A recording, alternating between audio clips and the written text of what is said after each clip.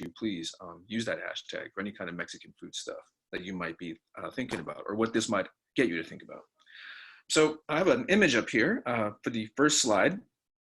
And well, it's going to be something I keep coming back to. And it has, well, harkens to a lot. It has a sort of a mythological journey of migration of the Aztec folks who came from a place called Aztlan into the mythological homeland of what later became Mexico City these days. And this is where we see the Mexican flag symbolism come from. Well, this is some of those folks, or that iconography, and they're traveling to New York City, or Manhattan, or Manhattan, if you want to think of it this way. And this migration is about 500 years after the conquest, when Mexican folks really start arriving to this part of the country. And that becomes significant when we start thinking about the food, because I'm going to talk about food, but I'm also going to talk about people. And to really put it forward that people is where this all really starts, and especially when we think about foodways, and especially when we think about literacy. So maybe to backtrack just a little bit, before I was a professor at St. John's, which is in Queens, I was a professor at University of Kentucky. And the story about taco literacy really begins in Kentucky. And it really begins in what's the transformations that are happening throughout the US South. So this image, I'll have to tell you where it's at. It's actually in Atlanta, Georgia. North of Atlanta is something like Roosevelt Avenue in Queens. This place called Buford Highway. It's where a lot of the immigrant folks are. It's also a district that's been changing, steadily purple. If I'm thinking about in terms of recent elections and gerrymandering in this part of Georgia. This is where Stacey Abrams was really a very popular candidate. That said, in this neighborhood, you can find, just like you would in Jackson Heights, different kinds of grocery stores, different kind of restaurants, side by side, the whole world really, just on one street. So in this one area, it's actually an old shopping mall that's been transformed into a Hispanic shopping mall. It's called Plaza Fiesta. And it's basically a Mexican themed shopping mall where you can get a quinceañera dress, you can get your car lowrider wheels, you can get like a tattoo, Univision is there, Telemundo is there, radio stations are there, everything is in Spanish. You can also buy your Mexican food, but there's also, well, there's murals on the walls. And this is one of the murals. And the symbolism, I think, is quite clear. Of course, it's one pair of hands with, well, basically that's sprouting two different leaves, two different nations, but it also harkens to, I guess we can call it a proverb by Emiliano Zapata, which in English translates roughly to, you tried to bury us, but you didn't know we were seeds. And that's significant in Georgia and other states where the private, the private prison complex related to immigration has really been ramped up, North Carolina as well. And to really start thinking about what this means in terms of food, and still what it means to sustain people who sometimes have been downtrodden, we can say, and really still find comfort and ease and really strength through food and what food means. So before I go into this, slides, oh, sorry, they're advancing now. No, sorry about that. No, so that was stuck on that one for a second. So before I go into that, I have a little video. This came out recently, before everything happened, just in time before everything happened. TV crew came to do a show, or sorry, a story about my class. So it's only a couple of minutes long. So I'll play this and you can actually see a little bit what we do in class. This particular day, I brought some pan dulce. These are kind of unique to New York, these pan dulce. These ones are filled with arroz con leche, which are not like the empanadas I had growing up in Arizona, but something distinctly poblano. So brought those to share with students. And this will give you an idea what a typical day kind of looked like. Homework could be tedious, but if you're a student enrolled in Stephen Alvarez's class at St. John's University in Queens, it's delicious. I could eat this every morning. I could eat this. The course is called Taco Literacy.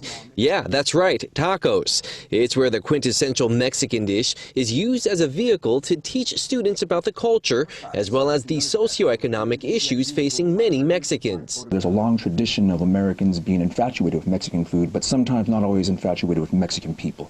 And the class is one way to say that you understand the food, you got to understand people. While delving into the history of the food and people, students also come ready to eat. Basically, it's an empanada. Chowing down and then writing a review about it via social media may be frowned upon in some circles, but it's required in this one. It's not just about whether something is delicious. There are ethical concerns, both about, for example, treatment of animals, but the treatment of immigrant workers. On this day, pan dulce, or sweetbread in English, is on the menu. The reactions around the room prove no matter where you're from, food connects us all. A theme Professor Alvarez says is the cornerstone of the class, especially at a time where the topic of immigration is a divisive one. They have faces, they got voices, they got families. And then when you take them out of the shadows and you see their humanity, then you can't deny their humanity. For students like Anthony Villacreses, the class has changed the way he approaches food. I feel like I'm now even getting more closer with those who are making the food, like the Mexican peoples who are making the semitas and the quesadillas. It's an old story in the Americas, everybody. Using the research he's compiled to teach the course, Professor Alvarez says he eventually plans to write a book about Mexican food from where else? Here in New York City. So, sorry everybody, there's a little sidetrack to give you, I mean, more or less what I'm talking about today. And it's the same thing, which I think the report tried to hit, but it's really about people. And so that was pretty recently, that was in February, before, as we say, the shit hit the fan, because I don't know how else to describe it, y'all. We're living through something very strange, surreal, and that I'm even talking to all of you and I see your faces, and we're talking about tacos, which is great. And I'm happy to see you because tacos can build community, but it still just strikes me as very strange this moment. So as strange though, as this is, I thought it was really strange that TV shows or news folks want to come see my class. And this has been something that's been very strange for me for a long time. So it's not new. Last time I taught this class was 2018 in the spring. And then this was what folks were already writing about it because people love tacos, like I said, when I can't blame them. But the time where the class really got kind of very big was when this one hit. And you imagine if you saw this on Facebook and you're like, I have to click on that because there's a few things that don't quite ring there. One is like, hold on, tacos and then also Kentucky. It just doesn't seem like it should go together. Plus those tacos look pretty awesome. So you're like, hold on, you can get those kind of tacos in Kentucky? Those are actually stock image tacos. Those are not in Kentucky. They probably got really good ones too, we do, but those are not the same ones. Well, anyway, this is when my class went viral. And to even use that metaphor right now, it doesn't really strike me as very nice. But it's when my class got very popular. And by this, when I say this, that was January 27. The next day, on the 28th, I was getting phone calls from like Washington Post, New York Times, like media all over the world that want to know more about this taco class.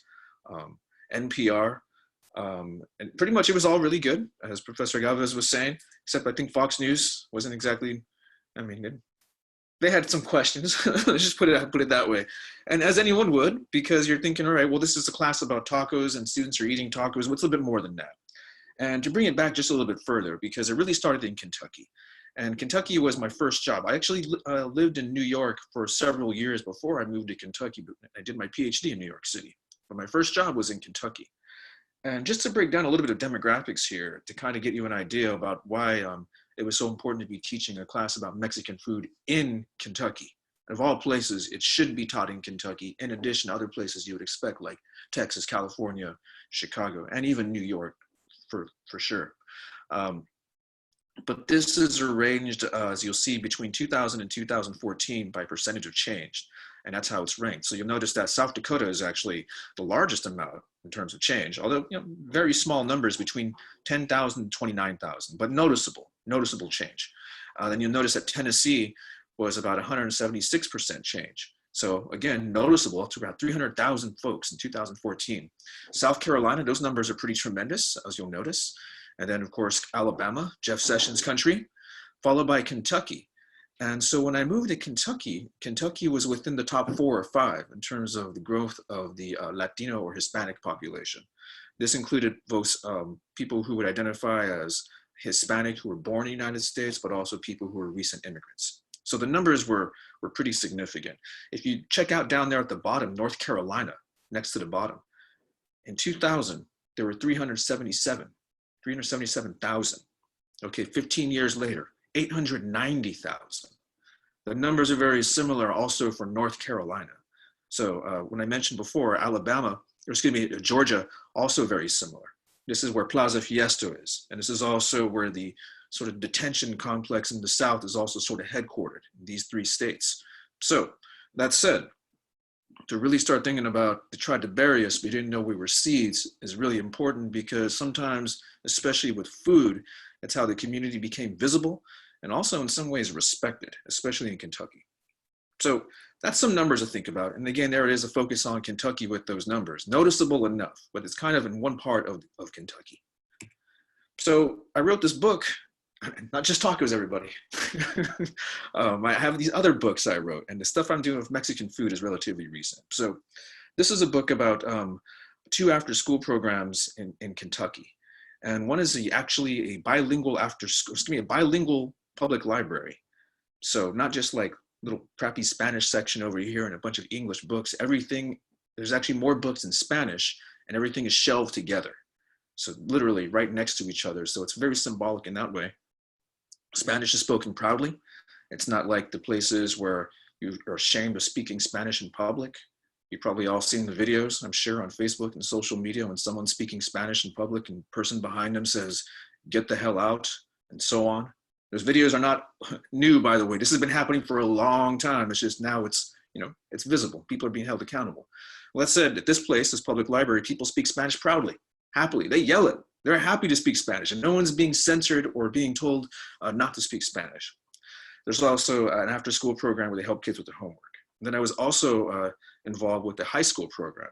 We were doing some creative writing, bilingual creative writing after school. So I wrote this book because it's also about teachers who are learning about Latino students, because to be Latino Kentucky is a relatively, I should say Latinx Kentucky is a relatively new identity. For example, I'm from Arizona, I'm Mexican American. A Mexican American identity in Arizona is pretty old. California as well, and Texas. Kentucky's pretty recent, maybe just a few generations old.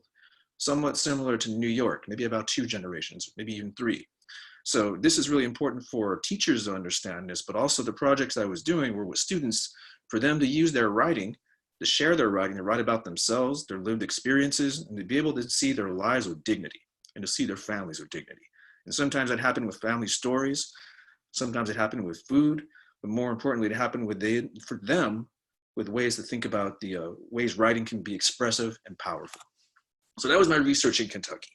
And since I was there, the South, I mentioned before, it's been going through its transformation, but if you take a look at this, and this is the really think about since 2008, coming from Pew Research Center, about the movement of Latino growth within about the last 10 years or so.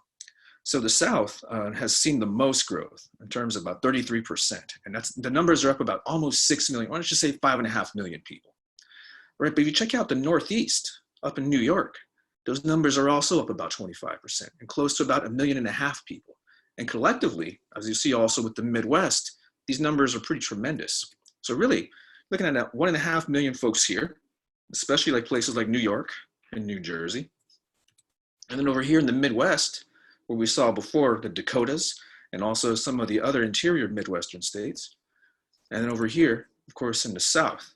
So we're looking somewhere like around 8 million people coming to different kind of states. And with that kind of growth, you can think of, let's say, people bringing their food, but also the market for the people and the food they want to have. So the Foodways follows the people. That's really important to think about. And also what it means in terms of traditions that are already in these regions and how those are somewhat transformed or transformative for Mexican food as well, because then ostensibly those traditions will also travel back to Mexico. So to kind of break it back to New York, where some of those numbers were in the boroughs here, as you can see, the red, the blue, and the green in terms of the density are the kind of neighborhoods we notice in terms of where folks have been settling. So in Queens, around Corona and Jackson Heights area, some really good taquerias around Roosevelt Avenue in that area, but also take note, there's places in Upper Manhattan, South Bronx, of course, down in parts of Sunset Park, parts of Brooklyn, and of course down on Staten Island. So Mexican folks, there's not really one little Mexico in New York. There's sort of like little variations or little places all throughout, but most of the folks are coming from certain areas of Mexico, which I'll talk about in a second. To break it down a little bit more about Mexicans in relation to other folks, and this comes from the CUNY Latino Data Project. So this is really significant, especially if we look at the transformation of in time between Puerto Rican folks between 1990 and 2015. Those numbers have increased by about 150,000 people. I mean, very significant, huge. And this is also at the point, if you notice, between 1990, Dominicans were the second largest group. Then, however, by 2015, they have become the largest group. So related to that, though, Mexican folks down here, notice that in 1990, the numbers were less than, or let's just say around 50,000 folks, about 3% of the entire population.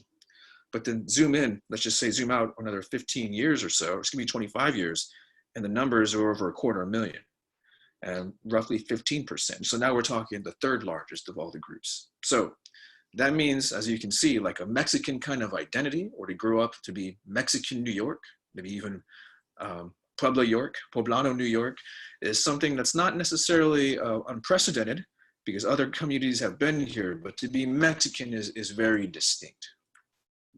So to bring it back to more stuff that's not taco related, but kind of, this is a book I wrote that's about Mexican folks in New York. And here, when I was doing this research, is in one of the outer boroughs of New York City. This is actually what my dissertation was and became a book I published a long way. And here, it's focusing mostly on Mexican families and an after-school program, although not like the public library where I was at before. This was literally in the basement of a church. It was run all by volunteers. There was no heat. I mean, it was just the kind of place where you can imagine it was only through the will of the people that want to be there that kind of kept it running. Well, at any rate, I was helping kids with their homework that was in English, and parents, mostly mothers, who wanted help with their kids with the English homework, and who also wanted to watch their kids and learn how to help their kids with their homework. So I did this project, and it was really beautiful for me because I got to see a lot of stuff that teachers didn't get to see, but I also got to develop kinds of relationships with people. And I should mention, maybe I can go back just really quick. Sorry, everybody. The title of this other book, En Confianza, is really important because that term becomes very profound when we start to think about what this means in terms of relationships we develop with people. Relationships built on trust that is reciprocal, that goes back and forth, but it's also sustained over time. And that's really important. So in this project, I was there for years and I got to know kids. In fact, today I'm writing her a letter of recommendation. I mean, so I still know a lot of these young folks because our lives are still touched because our stories, they came together. And just like with language, our stories came together, but it became this thing with confianza. And you know you develop it, especially when people start bringing you food. And I didn't know at the time, but the moms would bring me gifts of like tamales and like rice and atole. And of course, I loved it because I was starving. I was a grad student, but also it was their way of saying thank you because we see you, but also you see us. You see me and you see my kid. And that thing about like this kind of trust that we have with this food, it's like, I made this and I made this for you. I was thinking about you because you've been thinking about us. So in a nutshell, like I didn't really think about it then, but that became very important about how I started thinking about this taco literacy stuff. So yes, it's about tacos and knowing your different kinds of tacos, but it's really more knowing about people and the relationships that are expressed through food, historically, how these also change. So this is some of the young folks I got to meet in New York. And what was really also interesting for me is my family comes from northern Mexico. So Sonora, Sinaloa, I'm from southern Arizona. Very different from the culinary traditions of these Mexican folks who are coming from southern Mexico.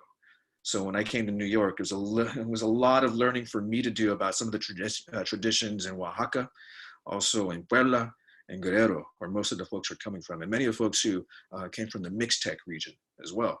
So there was a lot of stuff that I learned that was happening through the food, but also a kind of shared history at some level that came with Mexican food in all its variations. To really think about this and kind of put a little bit more in context, so there's Puebla. You ever had the poblano pepper? You know, it's what it is. This video might play. It's a gentleman here picking tobacco. Maybe it's not going to play. But anyway, you can see where the arrows are here. And one of the arrows goes to Kentucky. This is a mural on that bilingual public library. Notice the figures in the shadows there. Many of the reason why some of the young folks, their families came to Kentucky in the first place. Also notice the wall, significant as well. There's also, notice some other images there. One is New York pizza, Well, pizzeria in New York, that's actually in Puebla. And you can go find that, or actually Morelos, I'm sorry.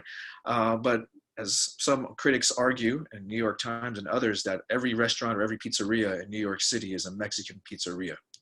Maybe now also folks from Central America as well. But in terms of thinking of the people who touch the food, but also keeping in mind that Mexican food also, or excuse me, American food also travels to Mexico. I think Professor Galvez does a really great job thinking about this. Some of the more problematic things like diabetes, for example, and high starch diets, and well, just some of the sort of more commodified foodways, you know, all those kind of bad things, of course, are because Mexico becomes a kind of market to conquer. That said, the movement goes back and forth, and it's really profound to start thinking about that, because we start asking questions about foodways. This was where I think one way I understand foodways, and I think probably the most useful for me, is I think the approach that comes from social scientists, Professor Galvez and other folks, for example, who have this kind of approach, folks in public health as well. But thinking about the cultural, social, and economic practices that relate to the production and consumption of food, but also intersections of food and culture, traditions, and history. So to really think about a sociological approach to thinking about food, and some of the tools of social theory, I think have been really useful. Now, I don't really come in as a sociologist. I'm in the humanities, actually. So you're like, whoa, hold on, stay in your lane. But in humanities, we have some very useful things. And I've kind of always bridged the toe out of the humanities, because I also think about education. And this is useful for me because I'm actually a scholar of literacy. Those two books I showed you, they're actually about literacy. And the literacy of taco literacy is what I really do and I really think about for my own research. And to break that down, literacy is more than just reading or writing. We also have to understand, yes, it's about some of those functions that we can think about for communication. I think you could also argue that listening might have aspects of literacy, as does speaking. But really understanding too, literacies are ideological. That is, who is allowed to read, who is not allowed to read, how literacy can be a way to dehumanize people, particularly if we use the term folks who are illiterate. And also you can think about like the history of literacy tests and such things in this country, for example, but it's all over the world, really. Literacies are also cultural. They're social and economic practices. Again, if you start thinking about the way I just defined foodways as cultural, social, economic, and historical, very similar, think of literacies in this way. I also think about literacies as repertoires, that we don't necessarily have to think about folks who are, let's just say bilingual, who have English 1, language 1, and language 2, that there doesn't necessarily need to be a wall there. They just use language. So they have a repertoire that extends and across any languages altogether. And you can think about language repertoires that you have that expand and contract over time, over the course of your lifetime, which means there are literacies you may have in your life that schools may not value. In fact, you may even have literacies in your life that schools try to teach you to give up or tell you that are holding you back, if that makes sense. Usually they're ethnic literacies in this kind of way. But there's other literacies that people who didn't have education in your family probably have, that are repertoires that may not be valued. So to really start expanding the idea of what is literacy has more to do really thinking about the next bullet point there, communication, activities, and languages, also through technologies, cultures, traditions, and histories. So you can really start to think about how food plays a big part of this, particularly food thinking as a kind of knowledge that's also communicated through language, through technology, cultures, traditions, histories, and the like. And the last thing I would just also think about with literacy, actually maybe two, one that's not quite on here. One is that literacy also happens within a particular social context, a political context. So when you learn how to read, you also were probably learning how to speak the Pledge of Allegiance if you were in this country. You may not even know what all the words meant, but you probably had to be able to repeat that verbatim. Other ways you were thinking about how you probably maybe had to speak English, and maybe you had to get rid of another language, or maybe you went to a school that you cultivated both.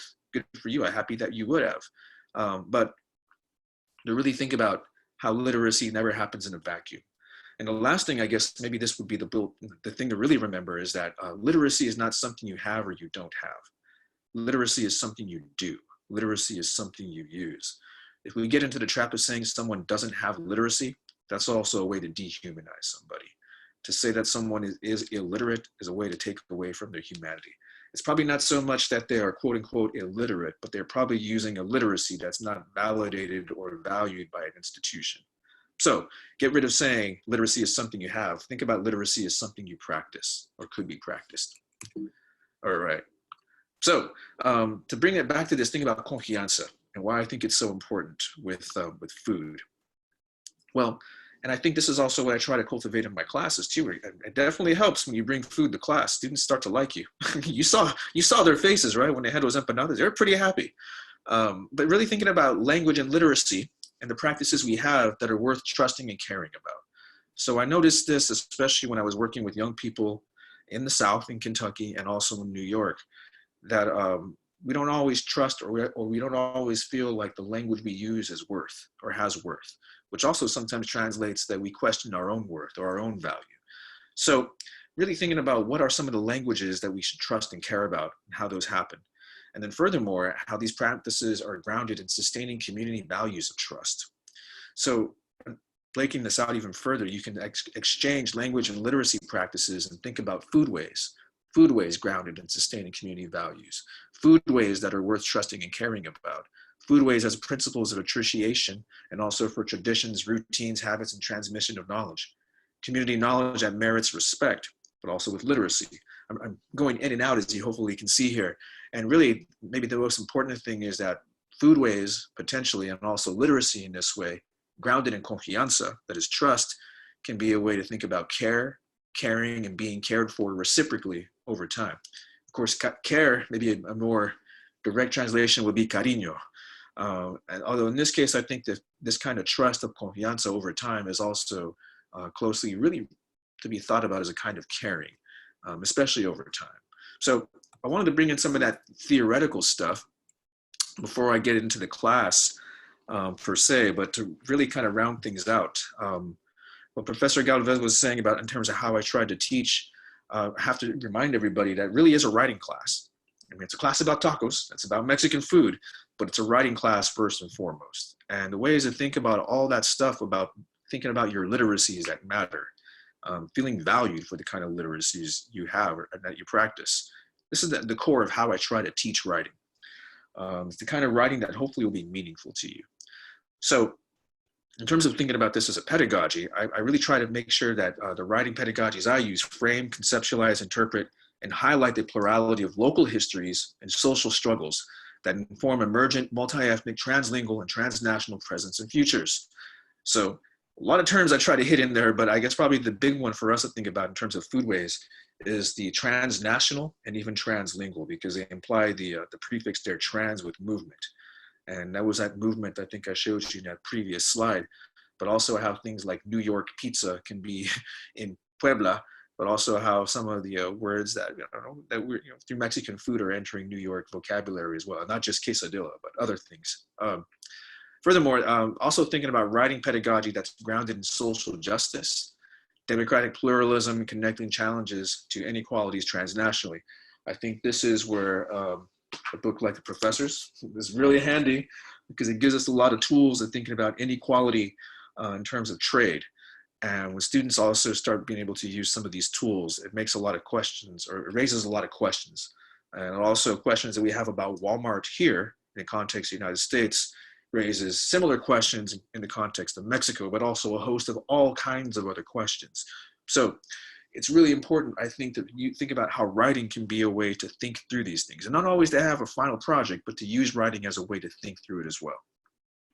The last point is that students would use their writing to build critiques and also expressive projects that would also think about translocal struggles and histories. So all this goes to say is that I did have a kind of theory, and the way I teach writing was really a big part of the class. So the Mexican food is big too, but there was a lot of stuff that I was really trying to think about that was going to be a way to get students to have all those ends. Well, of course, tacos, why not? So the class, by the way, if you go to tacoliteracy.com, you can find the syllabus. And there you can find links to all the students' projects.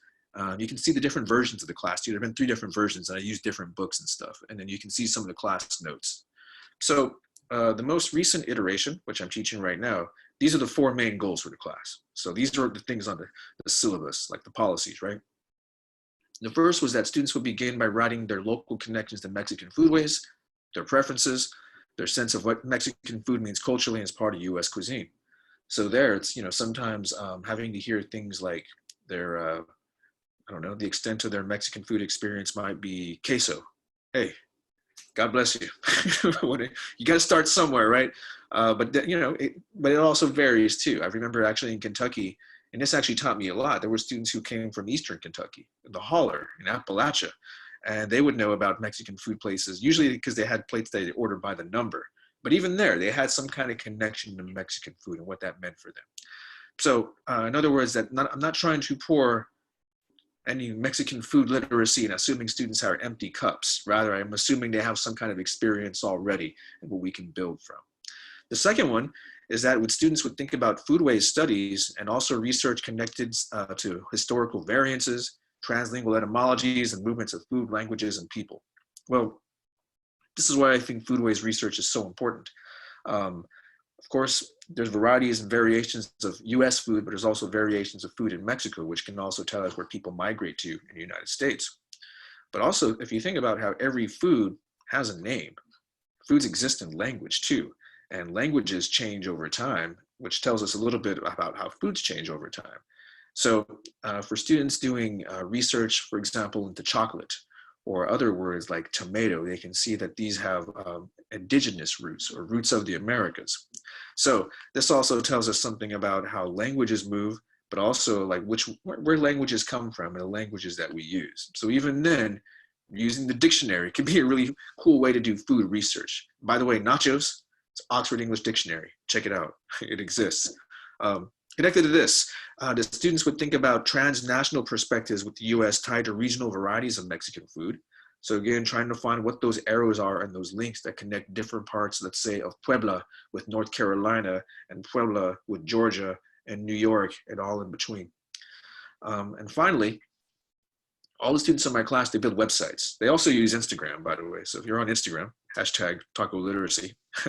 And the students build websites because that's what food writing is these days. It is a writing class, but it's also to get them used to some of the conventions of what people who are food writers are doing right now, which means food writers are also publishing a lot of their work online in blogs, but they're also their own photographers. And sometimes they're the ones who are building really extensive research that's out there on doing this work, especially in New York City. So these are two of the big books for our class, really, really important. The first one's Taco USA by Gustavo Arellano.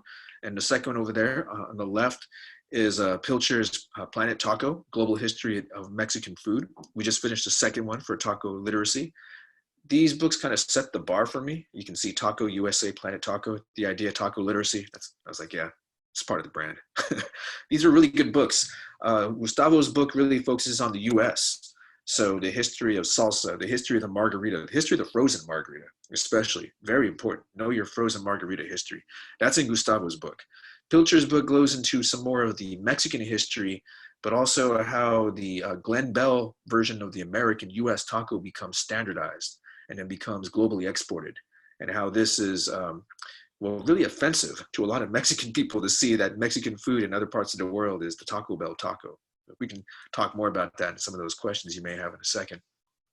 This is an old photo, but this is the Taco Literacy website. It's kind of hard to see there, but on April 14, 2016, we were talking about tortillas. That's a picture of Jesus on a tortilla. Anyway, why not, right? It's actually related to Gustavo's book. We also had Javier Cabral, who wrote the original story from Munchies about taco literacy. He Skyped in and talked to the class. And also another writer who was Skyping into the class. So I usually try to invite professional writers to come speak to the students and also talk about how they got into this business, how they became food writers. And then really, a lot of it kind of happens by chance, I realized. And sometimes people imagine themselves as writers in one way, but realize once they get into food writing, it's sort of, it can be a career in and of itself. Let's just put it that way. So this is an example, actually, this is an example of one of the students in Kentucky. And well, when I was an undergrad, I had this experience where I had to interview my father. My father was a copper miner, and actually when he retired, he became a custodian. And I had this experience when I was an undergrad where I had to go interview my father as for a class about his labor history. So I interviewed my dad and I learned all this stuff I didn't know about him just because I never asked him before. Then I had to write this essay, and I wrote a really good essay because it was about my dad. It was meaningful. I didn't just throw it away. I kept it and shared it with everybody. So the first time I taught taco literacy, and the last few times as well, there's not usually very many Mexican, not even very many Latina students. When there are, though, I usually ask them to start thinking about a kind of personal project where they can interview folks in their family. Because I had that experience, I thought it was really profound. It got me to think about literacy and sharing with my family. So this particular student, she interviewed her mom. And you can see the title is Una Plática con mi madre, a chat with my mom. And what was really cool about this, well, first, her mom had been a part of the research the entire semester. I know, I actually saw some faces really change on the side here. So her mom has been part of the research the entire semester. And this is some of the images that she went with her mom to go do some food shopping. Yeah, it's cow tongue, if you've never seen it. Also, one of the most awesome captions ever, bovine tongue. Awesome. This is the kind of stuff we do in taco literacy, everybody. Family values. But anyway, seriously though, she wrote about her mom, and her mom had been actually a part of our class in this kind of way. Not only through going shopping with her and some of the recipes and things, but there she had this interview with her mom. And this is actually a quote from her blog. She writes, this is while she's interviewing her mother. There is a softness in her voice as she tells me all this. She often gets that tone when she remembers things about my grandparents. I think she's remembering. Mrs. Caloca usually gets compliments on her cooking, but people try her mole. It's something else entirely. She used my grandmother's recipe to enter a contest. It won first place, not to brag, but it's pretty great. And I'll include the article from the newspaper as proof. The newspaper is known as La Voz and is bilingual, but even after all that, she claims that her mother, my grandmother, Lucila Zamora Moreno, made it even better, even though it is the same recipe that taste differs from her mother to her daughter. And it's true because, yeah, she wrote about that, but it's true. There it is. Her mom, there it is. Of course, she's really proud of her mother. And she also mentioned the stuff about her family. And you can imagine what this means, of course, when you're writing something like this, because you're also writing about people who matter to you. And also seeing that repertoire that maybe have been discounted, shall we put it, maybe even not even lightly, and to see what those values really were. So, put it this way. I wrote the books, I have a PhD, and I teach class at universities about tacos, but when it comes to who's a real teacher, this is Senora Caloca. This is what she says. This is her mom, right? She says, we came to a country that is used to eating fast food. Each day is more difficult to conserve our traditions and teach our children about food from our country. So yeah, it's true. And what she said is really important because those are the words of wisdom of the family, also how not to lose our children, and also the kind of teaching, really, to conserve our traditions and teach our children. And I mentioned before about confianza and trust over time. And that's why it's so important when even in the video earlier about thinking about people first, you can't just love the food if you don't know the people. And if you know more about the people and the various kinds of struggles, especially Mexican people have had historically in the United States, then you can't deny certain aspects of their humanity. And that's probably the core of it as well. So that was in Kentucky. Fast forward just a little bit. Last time I had taught this in St. John's was in 2018, so a couple years ago. And here's a couple students, one student in my class.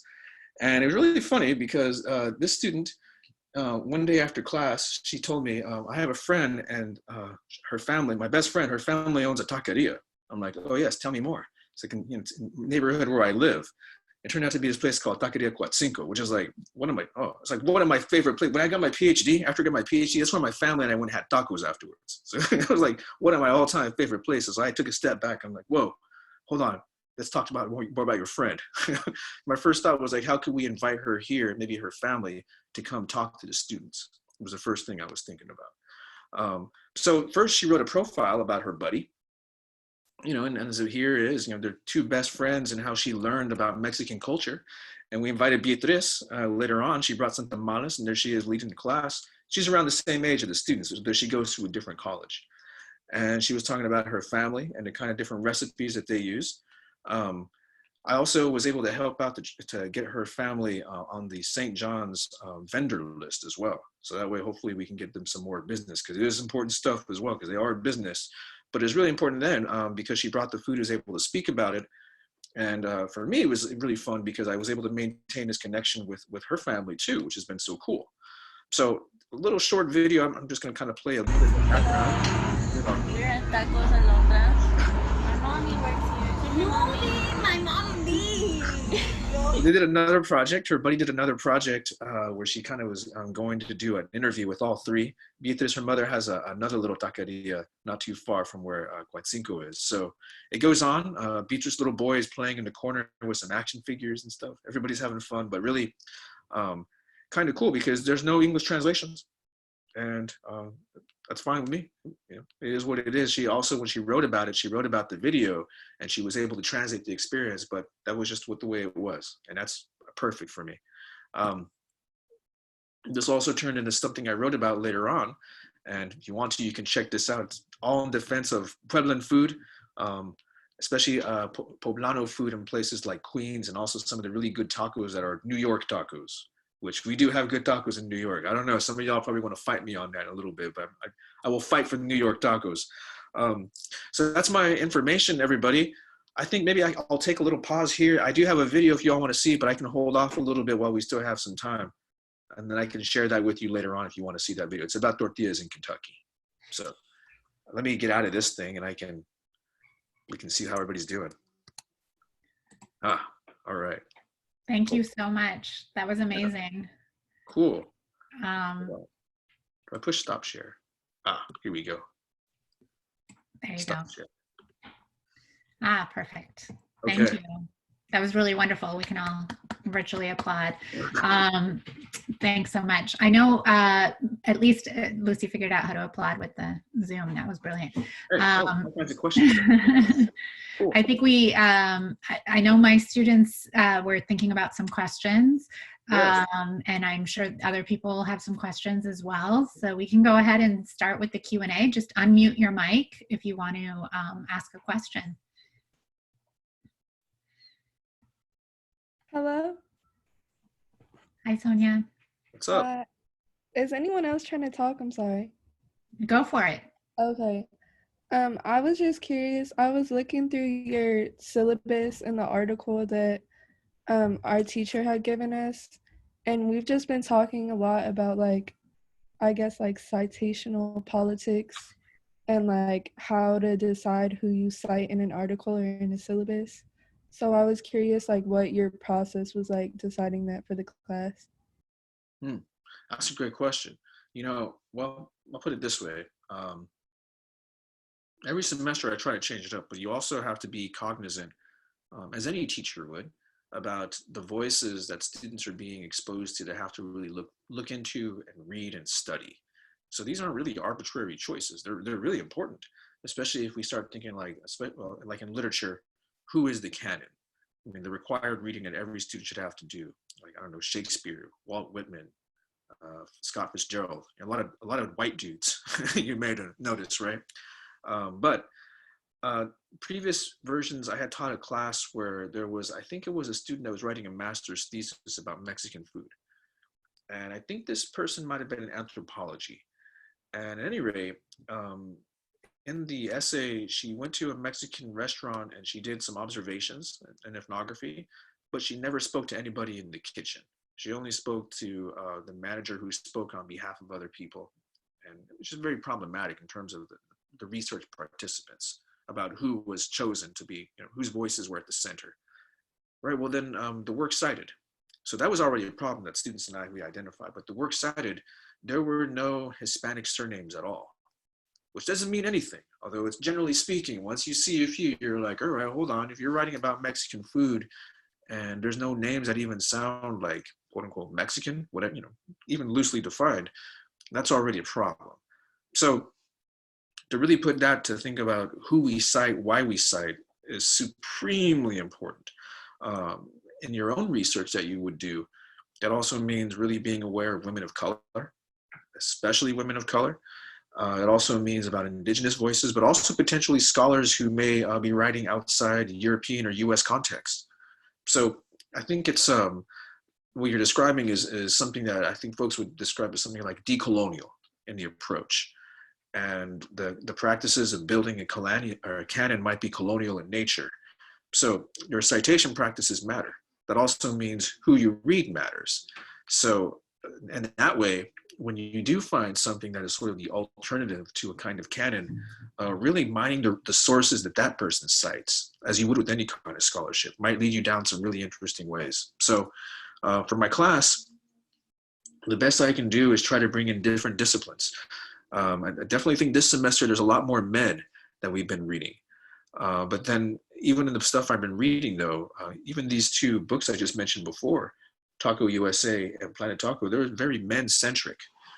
And that happens also because I think when Mexican food becomes industrialized, becomes more men-centered, especially like with tortilla mills and also tortilla factories and the like. So anyway, it's a long answer, but I'm glad you're asking that question, because if you're asking that question, it seems to me that you're probably thinking about that for your own work. Thank you. I had a question. Hi, I'm Andrew. So you mentioned about like decolonization in your work. I was just curious to know, yeah, could you further elaborate? I know in Professor Galvez's class, we've really talked about really decolonizing the way we research and our research methodologies. Yeah, do you want to elaborate on your work and the way you've conducted research, but in a way that doesn't reproduce these colonial ways of research and finding qualitative and quantitative data? Yeah, wow, these are great questions. I'm glad. Thank you so much. I mean, well, I'll put it a couple different ways. Ethnography has historically been a colonial methodology as a venture. I mean, I'm thinking about even when the Spaniards arrived and how they were trying to catalog people and also really in this way invent people as they built a kind of research and study, which also became something that led to a sort of science of race that was based on colonial assumptions. I mean, there's a long history of what ethnography is and also what anthropology is in this kind of relationship.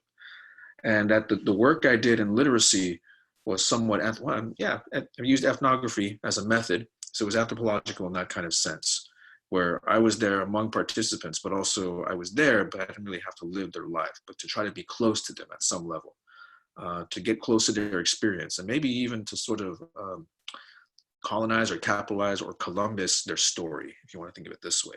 Well, you have to be aware of that. I think as any kind of researcher who does ethnography these days, there's been a larger push about thinking of your work from a reflexive viewpoint and understanding that there are going to be power dynamics and knowing and being very forthright. It's the same way like having a story that has an overt narrator or a narrator that tries to be omniscient, because even omniscience is a construction. And so it's sort of it's complicated. I mean, you really have to understand that you have a positionality, and that your positionality affects the dynamics of power about who the participants are and your relationship to them. And also, probably the biggest thing about this is whether or not you withhold what you're learning from the people you're talking to. So the work I've done, I've never really done that. And it's really great for me now, especially because some of the younger folks are older and they're reading my book and both of my books. And that's been really fun with, the kind of work I do.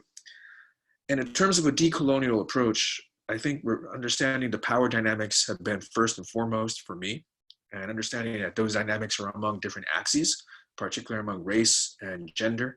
I found very important to really kind of think about in my own work about who I cite, how I cite, but also what my positionality means. To be cisgendered male meant very different things in terms of the different people I was speaking to, for example. That said, and the work I do now, and I think Professor Galvez, her work definitely inspires me in this way, is to start thinking about decolonial approaches to understanding foodways and traditions of the land, cultivating of the land and knowledge of the land itself. There's so many scholars across the world who are doing this kind of work that's also related to seed preservation and really indigenous ways of understanding cosmovision that are grounded in the land. And I think when we start really bringing it back to the land, it's a different kind of decolonial approach. On the one hand, I was thinking about being cognizant of positionalities and power and how that might be sort of decolonial in its way of thinking, and also scholars outside of canon. And there's another way of decolonial living that's also a kind of practice that I think really returns to the land, but also looks at larger questions of trade imbalances, climate change, migration spurred by climate change, and to really even think about now, the pandemic we're living through now, and how this connects us globally, and how this connects our food supplies. I mean, this is it's so much bigger than tacos. It is tacos too. But hopefully, as this thing shakes out, we will see not further concentration of power in a colonial kind of mindset, but maybe redistributive ways of power being practiced. And that would be, I hope, more a decolonial way of thinking about things. So great question, my friend. Thank you. Hello. Hello. This is not the most scholarly question, but something I'm very genuinely curious about. Do you recommend specifically any taco places here in New York? Ooh, yeah. Well, actually, if you go to Instagram and check out Taco Literacy, actually, hold on. I'll use that chat function down here. Check this out. Multitasking, everybody. So there's Taco Literacy, but also the hashtag. And with the hashtag, you can check out some of the work students are doing, because students are out there, on the ground. You can see some of the stuff that they've been doing. I think some of my favorites are probably in Queens, Jackson Heights, or Roosevelt Avenue. Although I just saw, there's this place, Birrialandia. It has these fantastic tacos de birria, which is Tijuana style, birria, beef birria. I just saw on Instagram they're going to be closed for a few weeks. So that's sad. But yeah, I don't know. I think maybe right now, I wouldn't be surprised if there's somebody on Twitter who is the taco truck person who's watching to see where things are at right now. But, I guess maybe my secret little hint, Sophia, I think, if you go to Google and Google Maps, of course, if you type in taco, you're going to get stuff, God bless it, Chipotle, Taco Bell, whatever. But if you use a Spanish search term and you use taqueria, then you'll get different kind of stuff that might pop up. So go to around where you are, type in taqueria, see what pops up, and thank me later. That's a great tip. I think Kay Depew had a question. Hello, Steve. This is Kevin. 2 questions ago, you were talking about the ways in which the environment and all that stuff is involved in this as well. And I was thinking about also the pictures that you had of the pizza coming to Mexico, and also the bovine tongue. And I was thinking about the maybe you can call it a fad towards veganism right now, or plant-based diets. And I was wondering if you've noticed in either any of your research or in any of the work that your students are doing, the kind of a tension between the fact that, you're also talking about colonization, and, because there's all this capitalism behind plant-based diets right now. And, I was looking in that video that you were showing of the woman and her mom. I was trying to look on the menu and see if there's anything that might be vegan on there. And I was all thinking, well, my understanding is probably a lot of the meals are fairly meat based, and are any of these places trying to tap into a market right now that is going in that direction, that's trying to be plant-based? And there's lots of ethical issues of why to do it, but there's also a lot of fat issues and capitalistic issues. And I'm not forming a question very well, but I think there's a lot of interesting tensions there.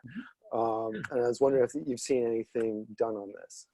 Yeah, that's actually great. Well, Professor Galvez is the expert in this stuff. And what you said, though, it's sort of a little bit of a paradox. On one hand, you're right. There is this sort of tradition that's looking to veganism. And especially right now in California, Southern California, especially, this is kind of really interesting, where there's things like vegan tripas, you can imagine. It's usually jackfruit that's supposed to have the texture of tripas, but it's vegan. And then there's the more traditional indigenous diet, which was already plant-based, because especially beef didn't come until the Spaniards came. Same with chicken, same with cheese. So the milpa-based diet, as a profe describes it, parts of the United States, I was in Oklahoma recently, they call it Three Sisters, very similar. The same idea. It's corn, squash, chili. And really start thinking about what those three things are together, and beans. I'm sorry, actually maybe four. We can put it four ways. All those four together have been the basis of diets. And so to sort of contrast on one hand, there is the traditionally what we consider the poor diet that was more vegetable based. And then when folks come to the United States, there's a lot more meat, like a lot more meat, a lot more sugar, a lot more cheese, because that's how we do it in America. To every kind of ethnic food. Portion sizes become larger, less healthy, and it kind of loses some of that indigeneity and some of the healthier parts. So there are moves, I think, to decolonize the diet in this kind of way, rightly so. But also understanding that Mexican food has always historically been a mixture of all different kinds of traditions, over time, generationally. Part of that was conquest, but also it was the fusion of kind of ingredients, different kinds of knowledges, and there's a long history there. So I think the way we might see a struggle between, let's say, vegetarianism, meat consumption, even veganism, plays out in a way that corn and flour actually play out in Mexican history in really interesting ways that have power dynamics that happen over time. But for sure, some Mexican traditions like the carne asada in Sonora and northern Mexico, that's very much centered around meat and barbacoa and some other things too. But there are a lot of traditions that have veggies and vegetables. And this has been important to me because when you bring food to class, you want to make sure that all students can be able to enjoy it. So Mexican candy has been a usually pretty safe one. Some of the pan dulce has been pretty okay. Not always, because some students don't eat meat. And then sometimes also ice cream that's water-based rather than milk-based has been a little bit more open for students. But anyway, the question though, it's a great question. And I think if you ask more similar questions critically about that, you're starting to ask beyond just like, again, if the taco is tasty. And anyway, if you're asking those questions, hopefully it's going to make your experience of eating meat or no meat that much richer.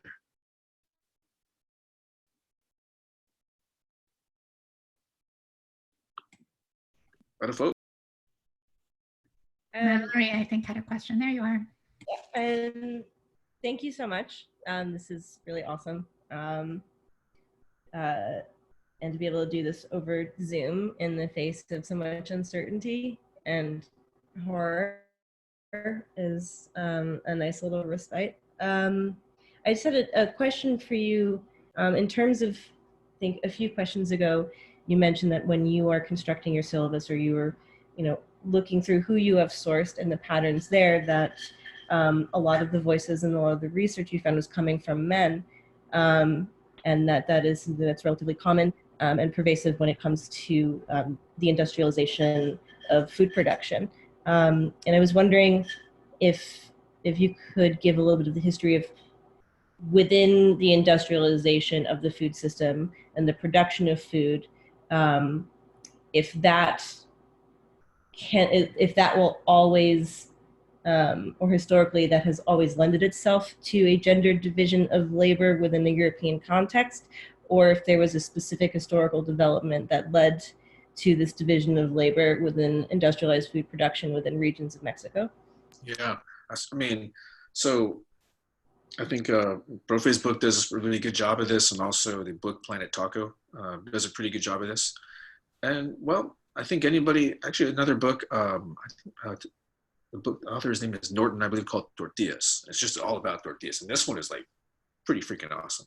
Even has some tortilla recipes too, which is useful. So, traditionally, I'll just talk about Mexico. This kind of work has been women's work in terms of like grinding the corn, the process of nixtamal that transforms the corn in hominy, and the backbreaking work of grinding that in and making masa, and then doing the work of actually making tortillas and tamales and all the other, everything else. In other words, like there's always a story of like women waking up very early and doing that kind of work so the family could have something before they even wake up.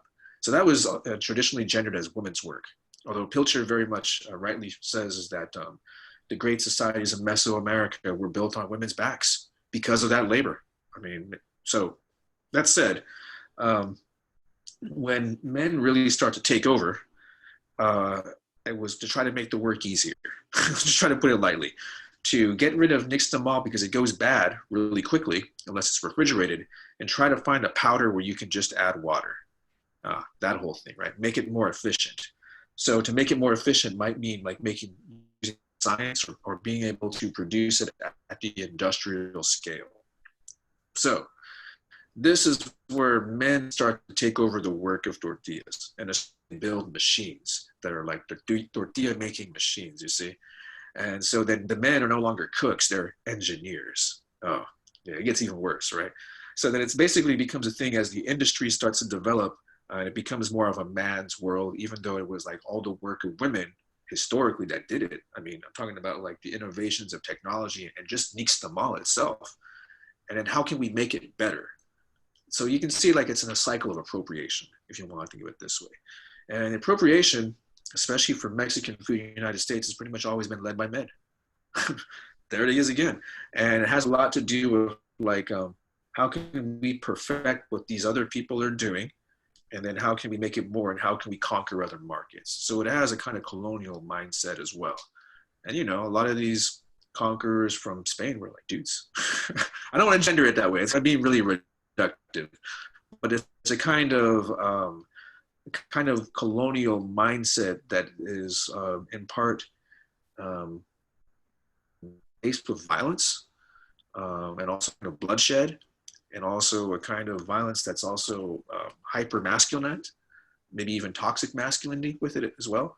So, you know, the larger question is, I think you can do this kind of analysis with any food and see where those gender dynamics are. The only difference though is with the case of like transnational folks, you have to understand there's gender dynamics in Mexico, which was already becoming men's work, and then what that happens in terms of the United States with its own gender dynamics. So it's really good stuff. If you pick a food and you do a little bit of that work tracing the history, you'll find all kinds of really interesting stuff. Good question. Yeah.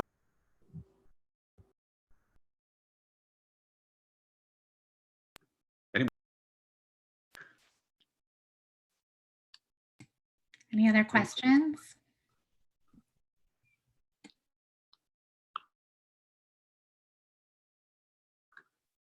Wow. I'm so I impressed. have a question. Yeah, okay.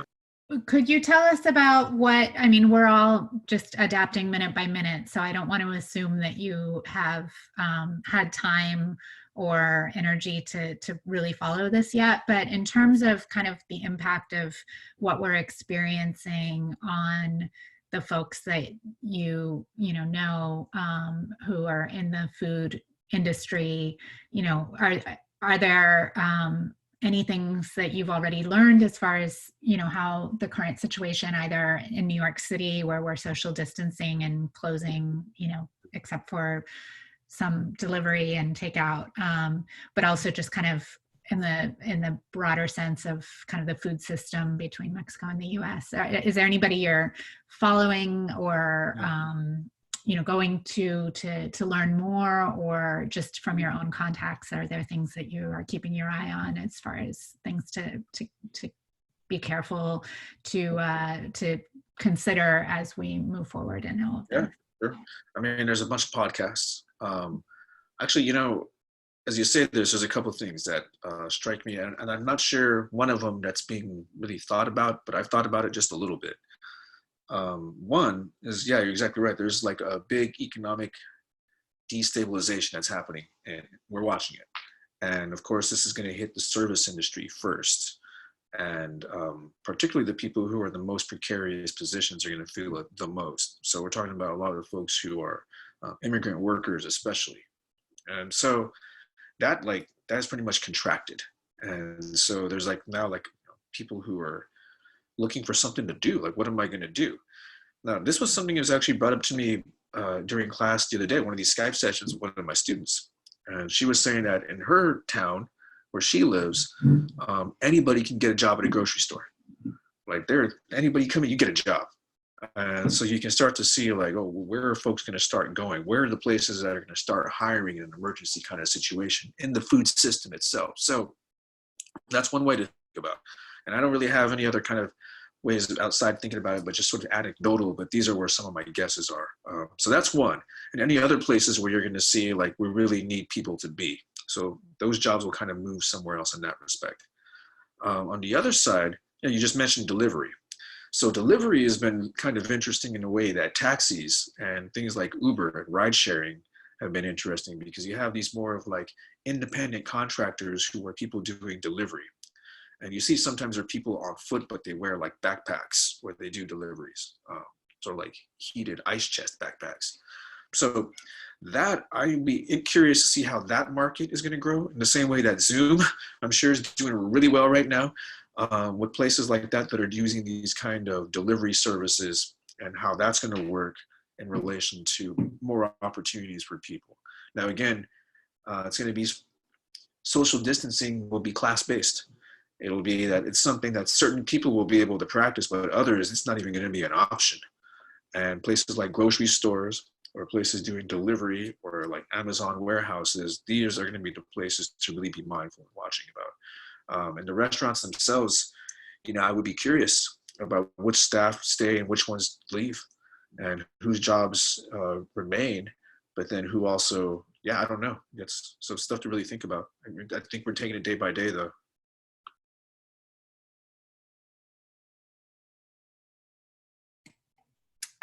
You said you had a video you wanted to show us, and then maybe people will have a few more questions after that, and then we can wrap up before too long. But I want to give people a chance to think of more questions.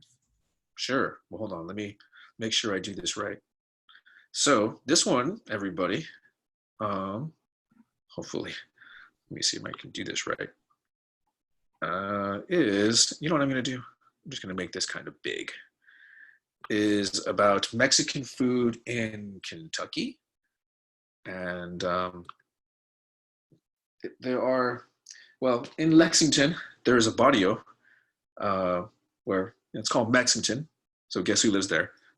But in Mexington, there's some really good tortillas made with bluegrass corn. So this story tells a little bit about that tortilleria, and it's in Mexington, and I think it gives you a pretty good idea about what Mexican food means there, and some of the confianza that happens with Mexican food. So I'll play this one here. Oh, sorry. And here we go.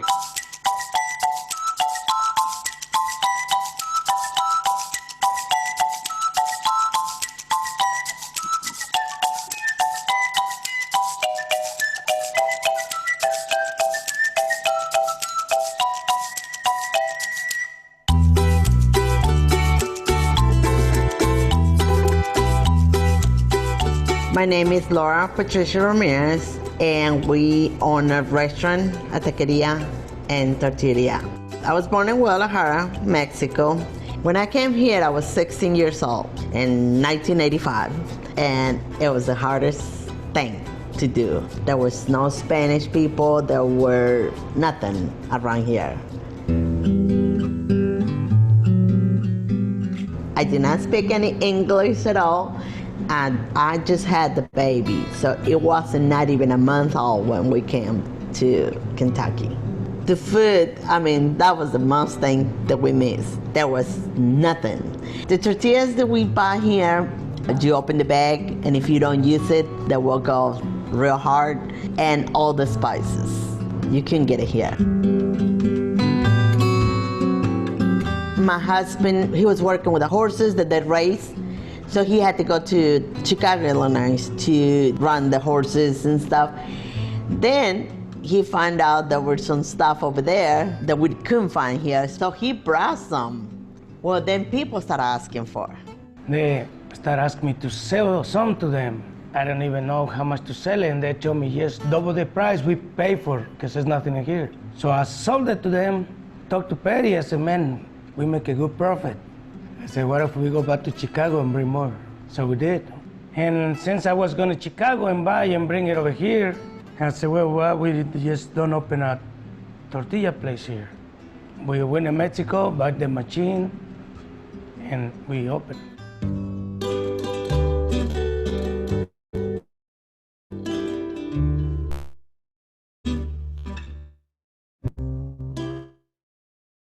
It's dinner time. For lunch, then around 4 or 5 o'clock, people will come and get it because it's ready for dinner. So it makes me back home, the memories that we have from back home. We make our tortillas, we make it from scratch. We cook the corn, then we'll put it on the ground. Then we have a mixer where we mix the corn, and then after it's mixed, we put it on the big round thing to make the tortillas. And even you can smell the smell of tortillas. When we opened the tortilla, we see there was a lot of Spanish around here. So we thought, you know, we need to give them a place to go where they can eat kind of like a homemade, like, you know, our food. We wanted for people to be able to come and get what we couldn't get when we first came to the United States. So they can feel kind of like back home. They can come in with their families and teach their kids, you know, what really is a Mexican food. This is what we used to eat at home. And we see a lot of response, either from the Mexican community and the American community. The funny part was because here is a Spanish community, but Americans start coming slowly, and they look the menu, and they see this funny food we're serving, and they just kind of thinking about it, and now they love it. They come in and ask for things that used to be hated. You know, we cook the brains, tongue, intestines. You're pretty surprised how they ask for now. They forget about the chicken and the steak. When you come this part of town, there's a grocery store across the street, there's a bakery. I feel like you're in Mexico. That's what they call it, Mexington. They don't call Lexington this part of town. They call it Mexington. I really think the food brings people together. It's breaking the walls between the Spanish and the American.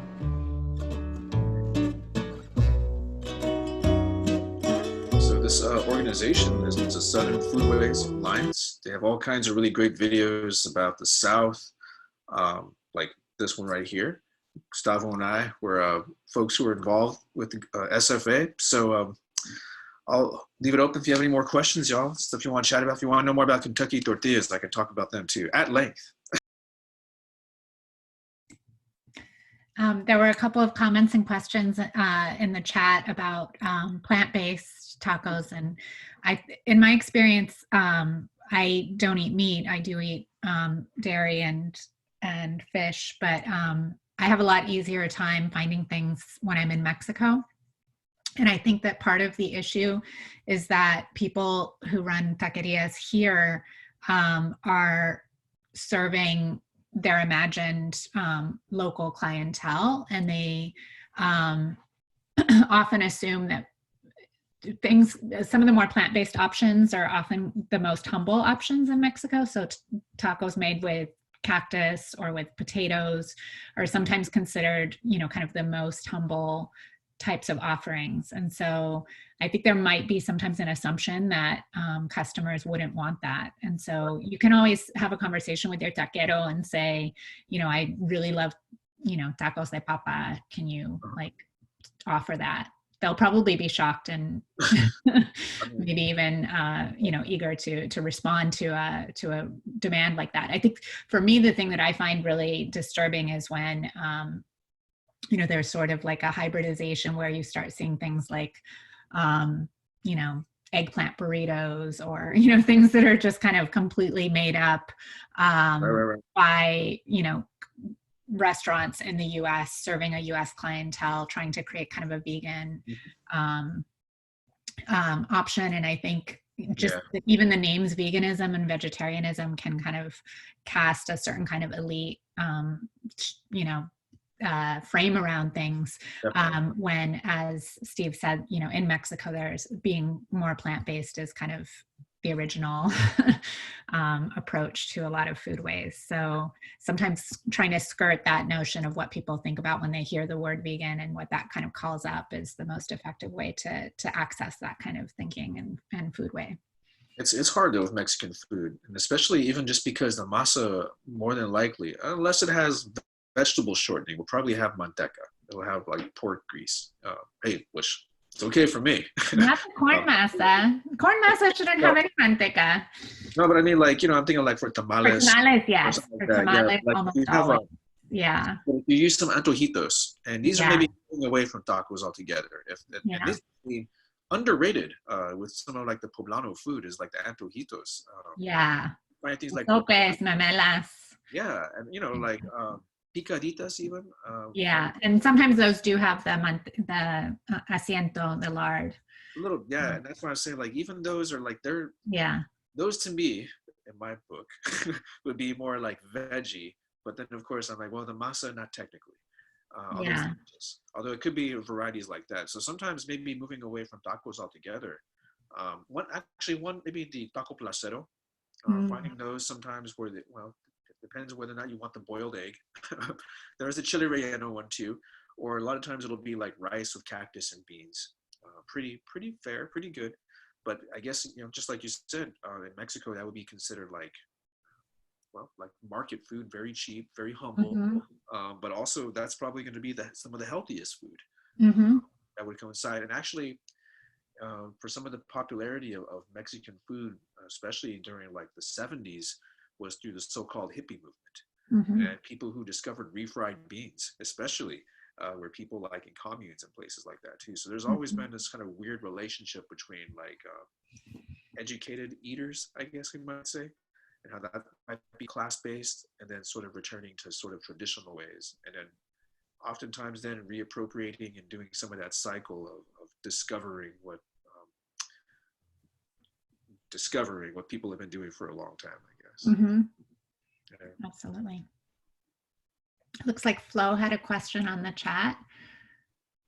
I don't know what this is. Blockheads? I'm not You sure. don't What is wanna- blockheads? What do you think, Flo? Yeah. Flo, You tell tell me. us what you think. Well, I've Is ate that Texas there. chain, maybe?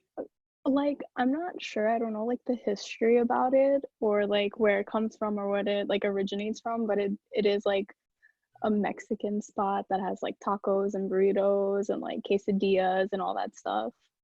I like it in the sense that I think it's like delicious and it's pretty good. But I guess I wanted to know more on like if you knew of it and like what you thought of it like authentic wise. Well, let me ask you a little bit about that. So, because I've never been there, but maybe if I ask you some questions, it'll unravel all kinds of stuff. Okay. So, like, where did you go to? It's called Blockheads. Where did you go? Where is this Blockheads? Miguel has opined. Not Miguel says not.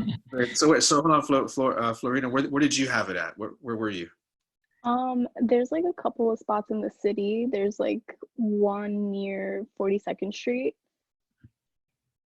on like towards like right off of Blockhead. yeah. So well already, I mean, what is it called? Blockhead? Yeah, like that's literally basically what it is. That's why I was like, okay, like what's your opinion on it?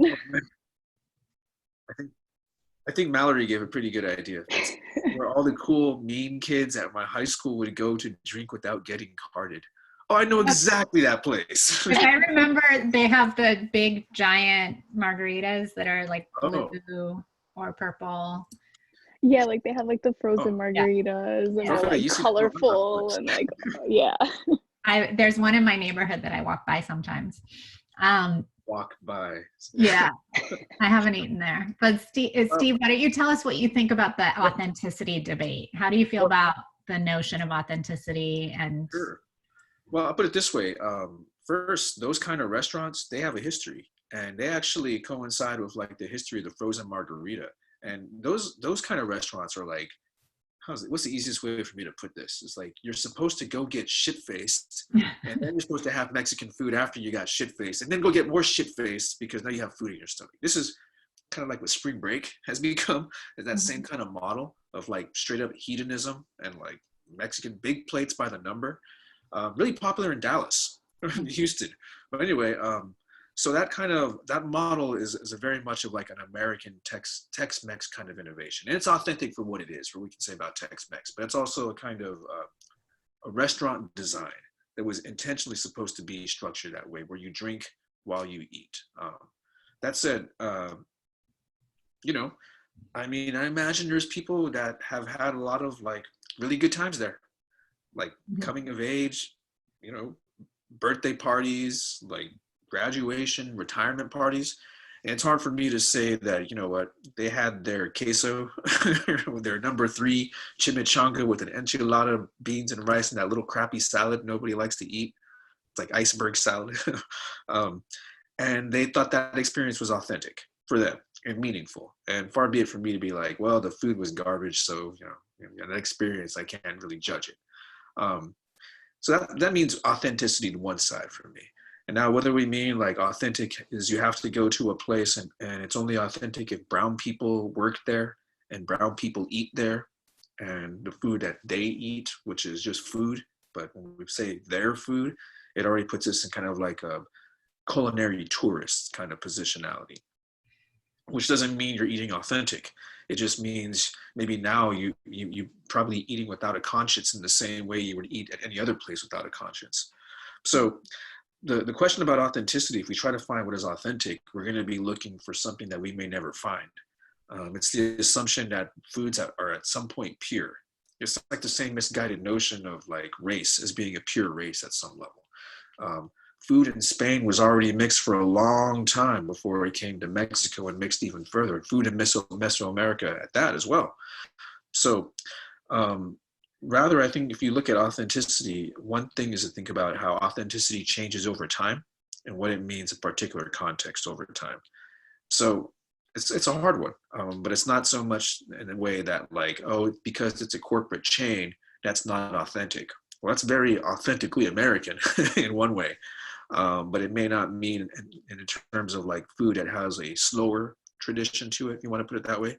Although tacos on the street are pretty fast food too, just like Taco Bell tacos, but a different kind of mechanized speed. So anyway, I didn't want to take away from blockheads because I don't know, I never been there, but I guess if you're one of the cool kids, you probably had a better experience than some of the rest of us.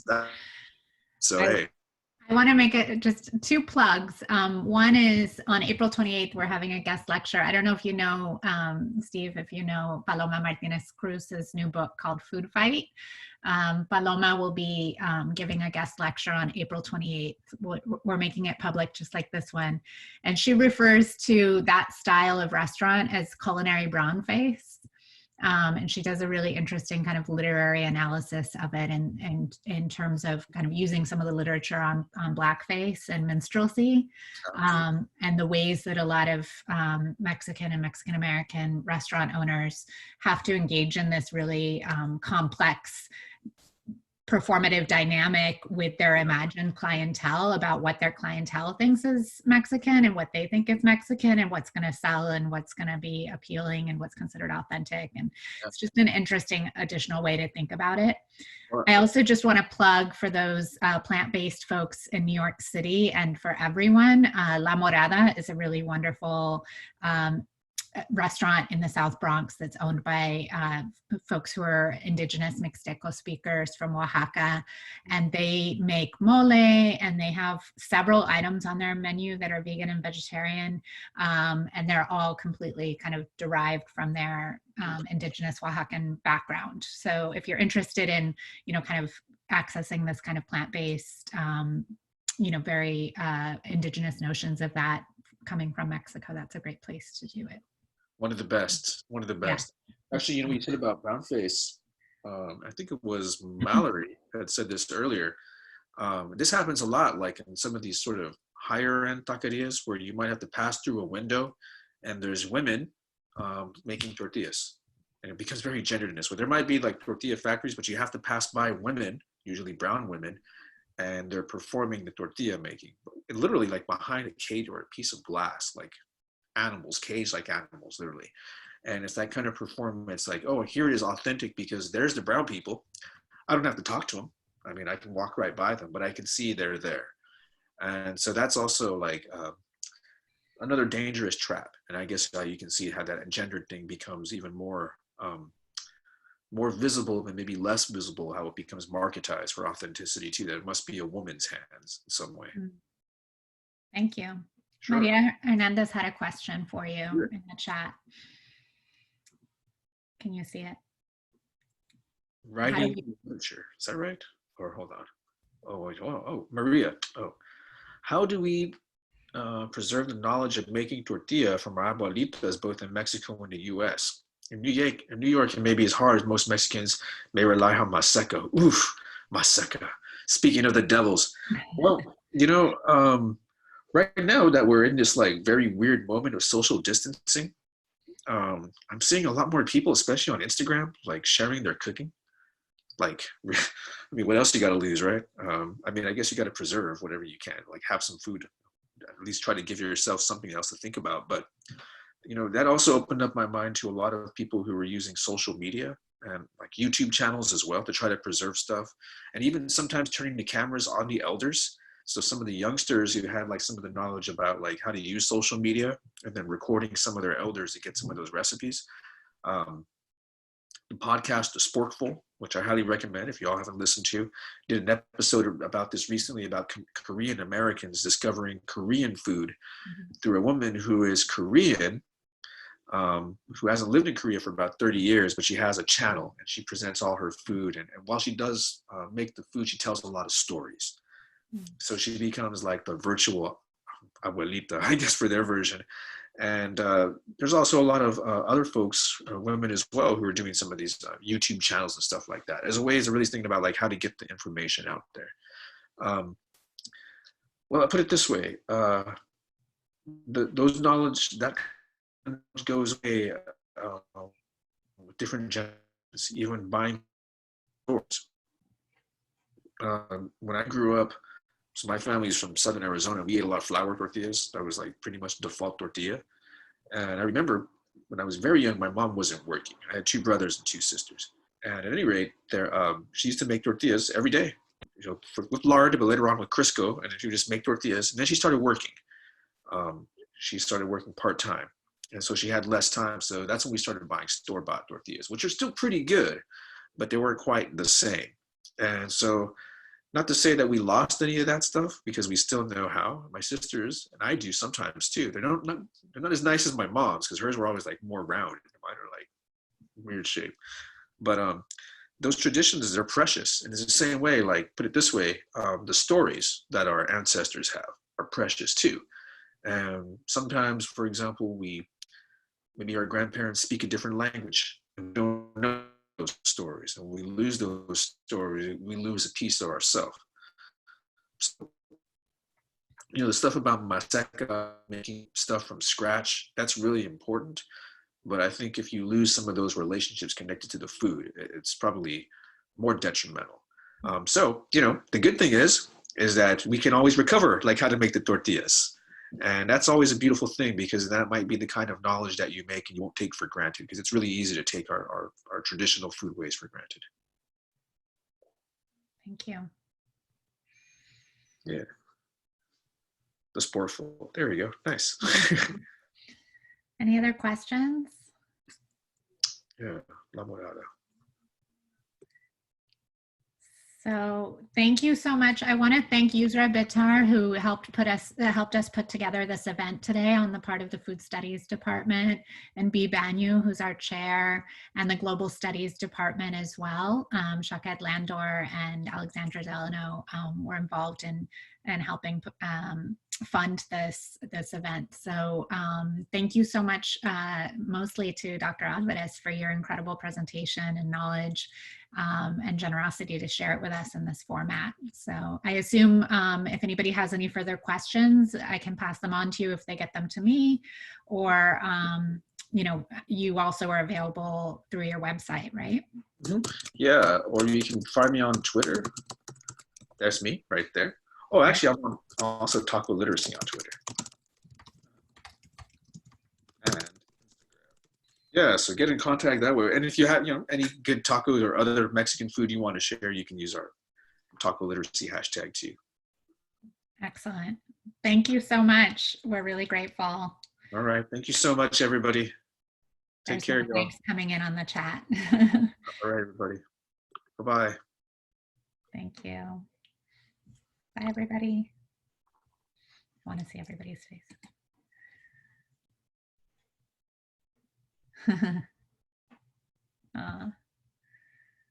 Miguel. Everybody's slowly drifting away.